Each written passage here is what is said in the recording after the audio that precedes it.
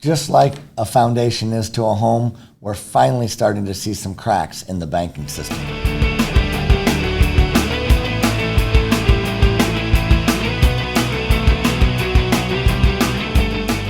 The big surprise was the cracks in the banking system, but first let's talk about the unemployment numbers.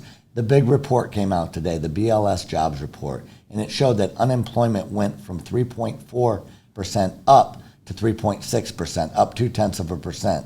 We will break those numbers down.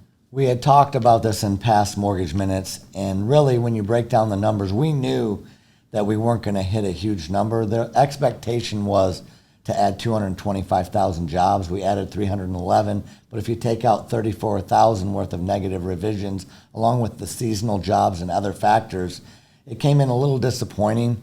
Although that other number that stood out was those that have been unemployed less than 5 weeks. That number shot up to 343,000. Some other negative factors with the jobs report that were shown behind the scenes were average weekly hours dropped from 34.6 hours to 34.5. And typically, when employers are getting ready to lay people off, those hours will drop. And we've also seen average weekly earnings are down, and the JOLTS report, job openings report, showed that it was down by 194,000. We talked about the cracks in the banking system, and here we are. The 2-year bond still paying more than the 10-year right now. That yield inversion, that curve, the yield curve inversion is still becoming a major problem for banks because it comes down to capitalization. When you're paying more for a shorter term bond than a longer term bond, that really eats at and erodes away at the capitalization of the banks. We're already seeing banks faltering right now. And why is this and why does this happen?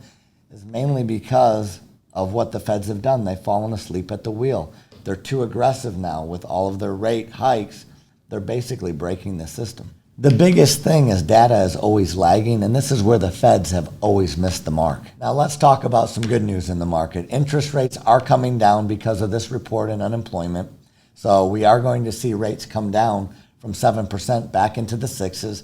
So temporarily, that's good news. And we will see a little bit of volatility between now and May 10th that we've talked about, that May 10th date. So that is some good news as far as long-term rates, 30-year fixed rates.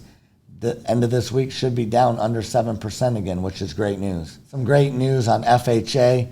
The MIP reduction for the PMI, the 30 basis points, has gone into effect.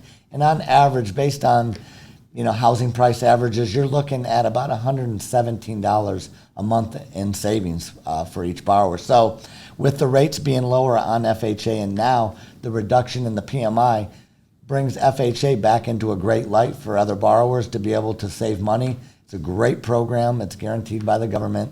So a lot of good news on that front.